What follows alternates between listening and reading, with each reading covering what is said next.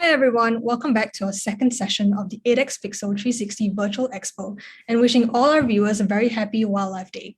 So today we'll be sharing with you guys some of our must-dive destinations of 2022. For this exciting session, I'm so happy to introduce two wonderful gentlemen here with us today, Hassan Sham and Michael All. So these gentlemen here today will share with us their favorite dive destinations and their wonderful diving experiences. So our guest today, Michael, is the founder of Ocean Geographic and Ocean Environment, an ocean advocate, explorer, and one of the world's most published underwater photographers. Michael's accolades include winning more than 68 international photography awards with his essays and pictures published internationally. He has led documentary teams and expeditions worldwide and published award-winning books. So now I will first pass it over to Hassan to begin this wonderful presentation. So the floor is yours, Hassan. Thank you. Thank you.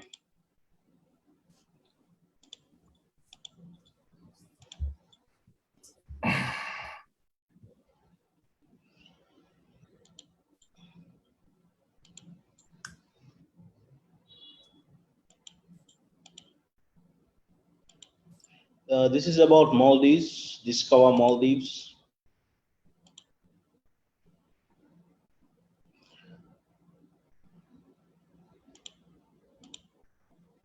This is the Formula Island.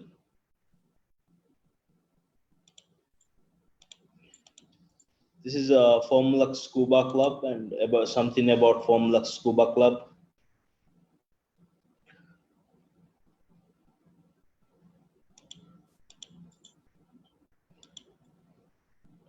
Rare creatures found in Formula, tiger sharks, thresher sharks.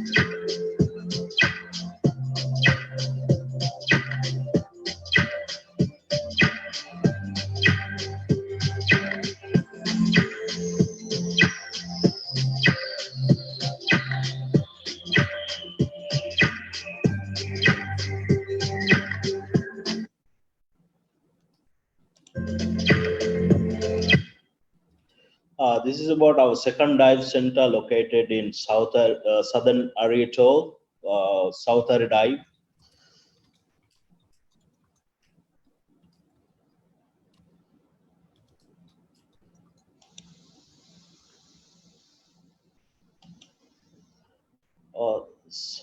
In South Ari Dive, mostly these giant whale sharks and mantas are spotted mostly during all year round.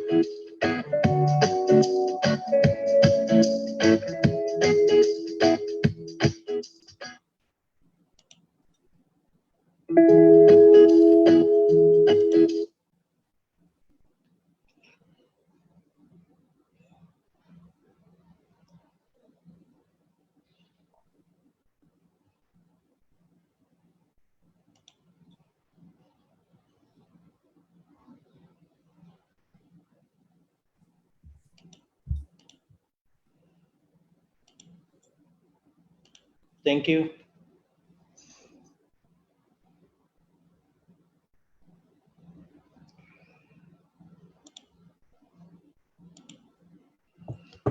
Hi. Okay, thank you so much for that wonderful presentation, Hassan. Thank you. Yeah, so I'll pass it over to Michael, who will continue his presentation. Michael, the floor is yours. Hey, hi everyone. My name is Michael. I'm based in Sydney, Australia. I think before I start my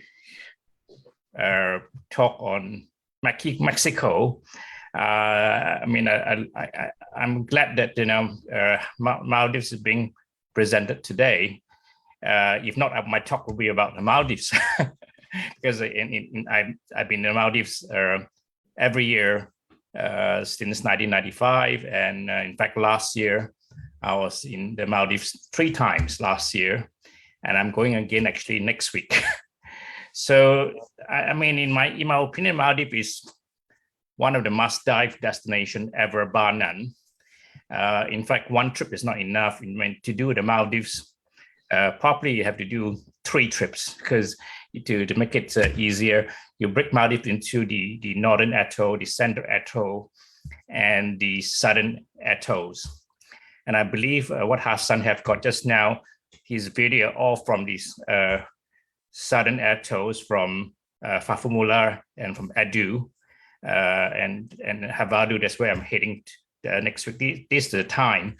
January, February, March is the time to go down south, because they have a chance to see the whale sharks and the treasure and the tiger sharks, and in fact lots of hammerheads, and also the pelagic mantas. I believe the pelagic mantas are there now in March and April.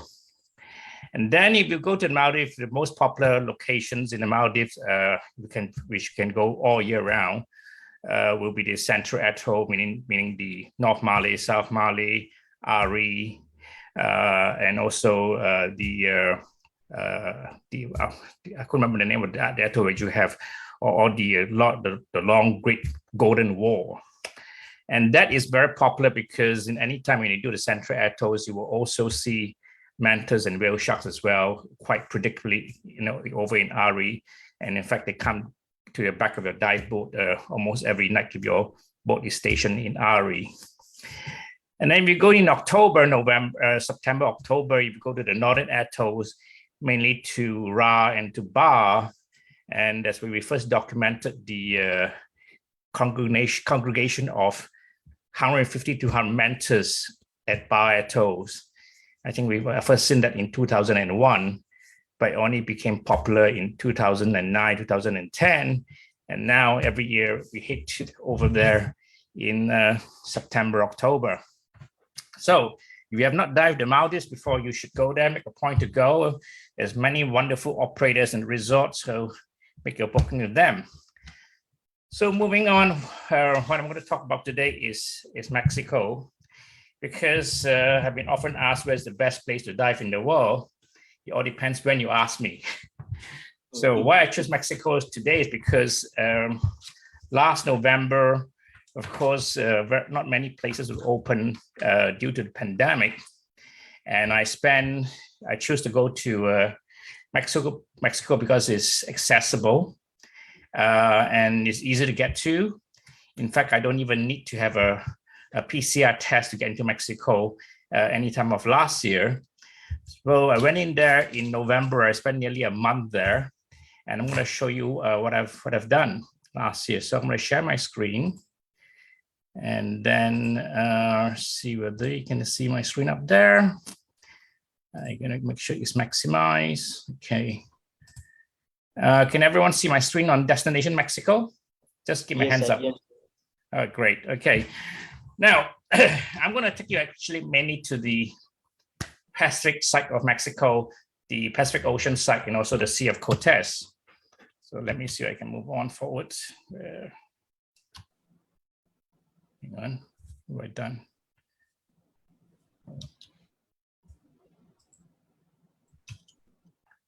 Okay, for those of us that live in our part of the world, like Australia, Asia, unless you live in Europe, then you'll fly to Mexico via towards the Mexico City. But most of us that fly, especially from Asia, from United States, you're flying to Mexico to Cabo San Lucas from LA or from San Francisco. So here I go flying to Cabo San Lucas. So, or the airport code of SDJ. Now, Cabo San Lucas is everything to this part of Mexico starts and ends in Cabo San Lucas because that's where you fly into SDJ and fly out SDJ. So what I did for last November, December is actually 3 trips in one. So I very quickly take you to my first destinations, which is the Revillagigedo Archipelago. For the Americans, they just call it Socorro because it's easier to pronounce than Revillagigedo, which is actually a tongue mouthful of it. Now to get there, you see the place in red dot here. It's 250 miles away by boat. You have to go, only way to get there is by a liveaboard boat. So here I go, I sail there on a boat, all right? And there's a group of 4 or 5 islands you go to. And once you get there, then you start diving. Normally a trip lasts for 7 days. Why we go there, that you take the over 25-hour sail, it's more than a day sail. Why do we go there? Because it's the only place in the world that you see the pelagic mantis. Having said that, I just say this now, you can see that in the Maldives.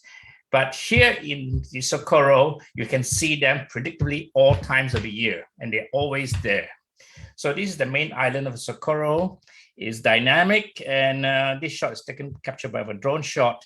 It's wild. It's one of the remotest places on Earth. Now, these mantis, they're giant. We're talking about wingtip to wingtip of 6 meters. Very similar to all the pelagic mantis, oceanic mantis, you call them in Maldives or in Raja Ampat, but there is a difference. These mantis there, and the visibility there in Socorro, at this place called the Boiler especially, it's amazing. So when you see the big rock at the end, that is more than about 100 meters away. So you have vis of 100 meters or more, or sometimes it will be a bit less. The difference between these mantis in Socorro and to those pelagic mantis in other places, they seek you up, they look for you, and they come over to you and they hang on top of you, or especially beneath you, on top of you, and they enjoy a bubble bath. So then when they come, what we do is that we'll remove our regulator and give them a bubble bath, and they hang there. Maybe if you're lucky, could be a few minutes, and sometimes they hang even just for a few seconds, but it just hang in front of you, almost motionless. And nothing special about this diving with this mantis in Socorro is that whereas nowhere else in the world you find this clarion angelfish that come in for cleaning. They're orange, and you can see here these orange angelfish that come in and clean them the top and bottom, and also look at the size of the remoras at the back. perspective-wise, that remoras is nearly about 18 inches in size, huge remoras. In the 90s, in the early days, where before regulation comes in, you're able to actually hang on those remoras and the mantis will take you for a ride. But now, of course, it's no longer allowed to do that, right? So there's one thing unique about these mantis there. They hang out and look, they seek you out and they want your attention.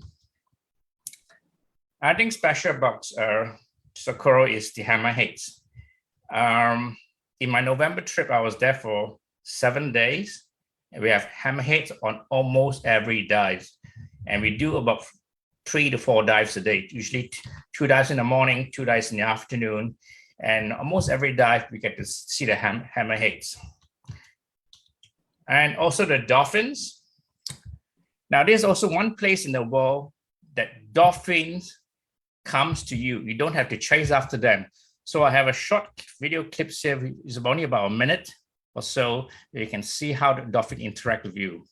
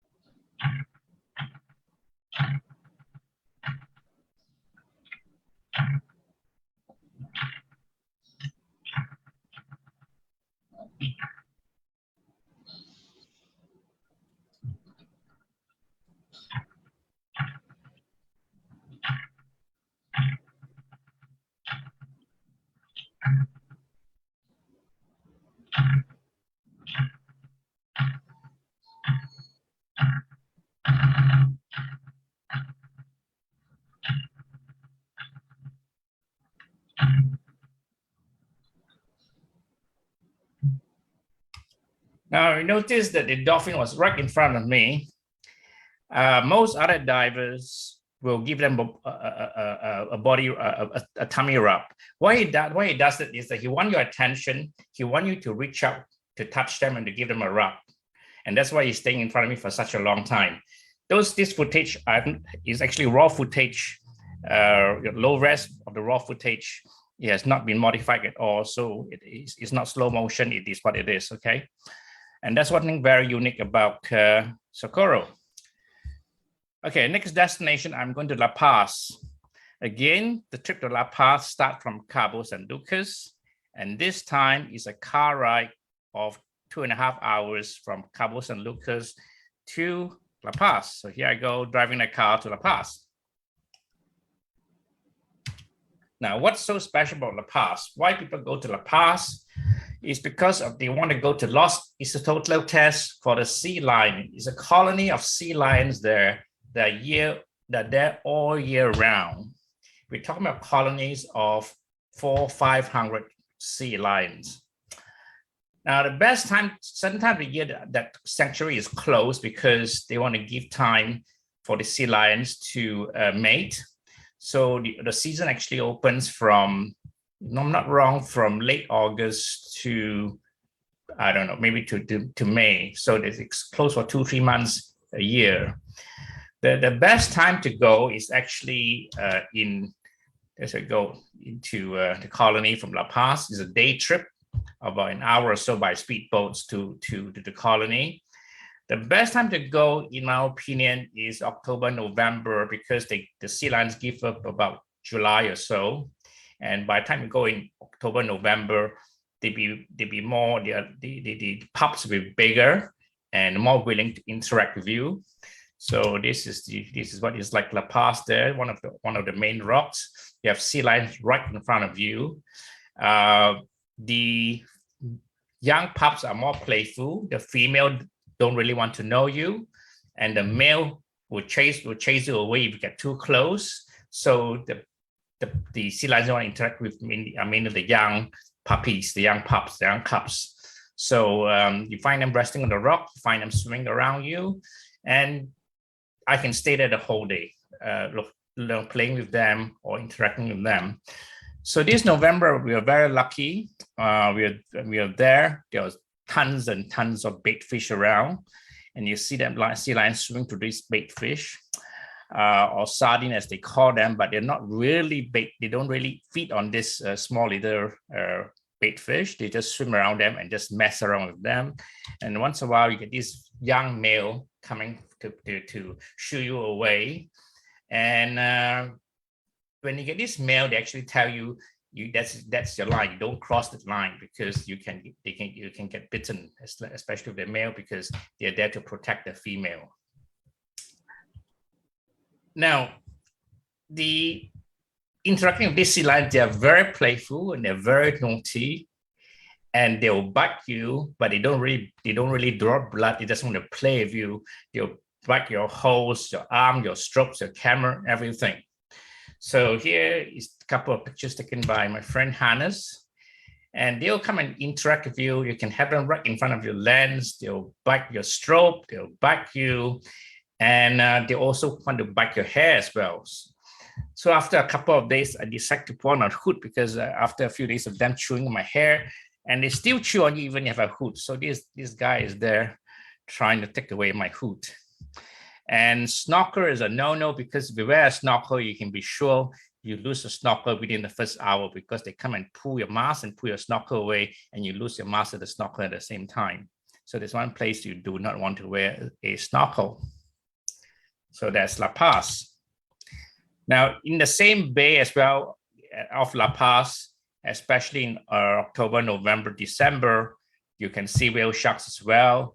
And this year we're lucky, we found whale sharks with big balls of sardines with them.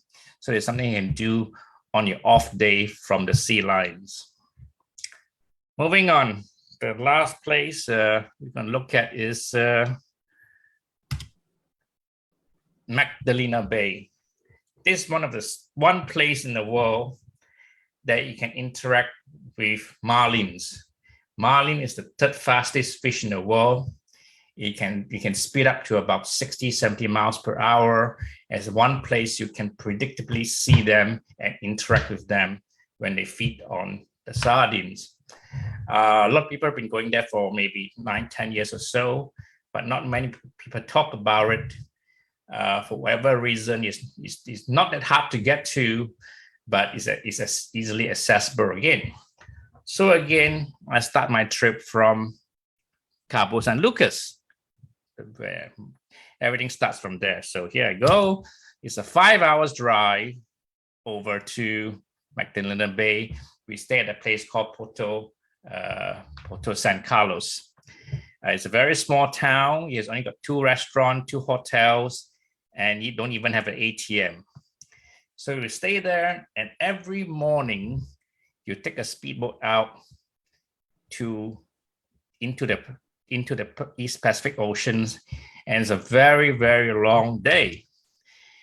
Here towards that's where you have the continental shelf. So we start our day at maybe 5:30 a.m. in the morning, and take a long boat ride up towards the shelf here, and spend a whole day here and get back here. Give you an idea, to get up from starting in the morning at 6 a.m. to get out here, it take about 4 hours on a bumpy speedboat. And we're talking about a very fast speedboat, you still take 4 hours. And then you spend the whole day there, and maybe you have to leave and come back at maybe 2:30 p.m. because you don't want to come back into the bay after dark. So we leave there maybe about 2 or 3 p.m. and reach back port about 6 p.m. and it's dark. So it's a 12 hours day. Now, Magdalena Bay itself is very rich. So this is a bird island with 300-400 pelicans on the islands. There's even a sand dune there. This is my first time there last year. I didn't have time to explore the bay because my whole intention go up there is to take photograph of the marlins. Look, I'm looking down. This is a white, big Pacific Ocean. How do we find marlins and sardines? So the only way to look at is to look for the birds, and if you see birds, we know there's marlins beneath. So yeah, right into the Pacific Ocean, you get very, very clear blue water. How close you can get to the marlins. This is how close you get to them. This is right in front of your face. And then when they come in to feed on the sardines, there's one thing in their mind, sardines and nothing else. You're in the way, and you can get hurt. So the idea is to be aware of the animals and pay attention to where you look. Now, we don't really dive there because you don't have to dive there because it's all in the shallows. The marlin push the sardine to close to the surface, and that's where the sardine have nowhere to run, and that's where they can feed on them.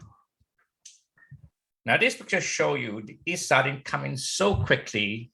You can see the amount of bubbles they create right in front of my lens. Right? You can swim around very, very slowly, but when you pick up speed, it comes in very, very fast. And this is how close you can get in front of them. All right, that is Simon, my friend, is next to it. I'm actually in front of the fish itself. You can get very close. So each day we spend about 4 or 5 hours. That's all the time we have got because of the long transit time from land up into the East Pacific Ocean. And besides the marlins, you also can get seals. You get sea lions. You're lucky, you also get the Bryde's whales as well. So down there's no such thing as a food chain. Everybody feeds on the sardines, all right? That's what you see. So this footage here is a raw footage. It's a low-res raw footage without any color corrections. You can see how the marlin pushes the sardine towards the surface, and then once in a while they come in for a quick strike.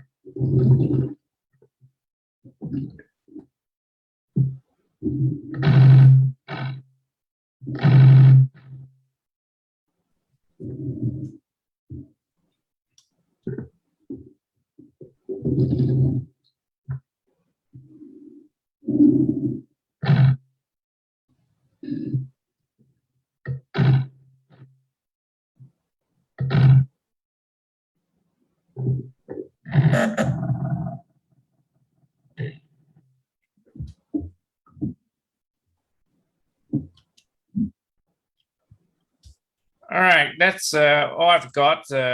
Thank you. If anyone have any question, happy to answer. So thank you for having me. Yay, thank you, Michael. Thank you so much to the both of you as well. So I've just got a couple of questions that I'd like to ask you guys, but I'll first direct it to Hassan. Right, so Hassan, you talked about the Maldives, and I wanted to know, when is the best time for divers to visit the Maldives? Mostly on the season from like September till February. This period? Yeah. Okay. Yeah. Okay, and if they're going to the Maldives for the very first time, what should they prepare for? Do you mean? Like if they're divers, and what kind of equipment or any schools or? Yeah, if anyone dives for the first time, they should have the open water dive certificate, or they can also do the certification here as well. Okay. And if he or she is a diver, of course they will have their own equipments. Also, we do have the equipments in our dive center for rentals. Right.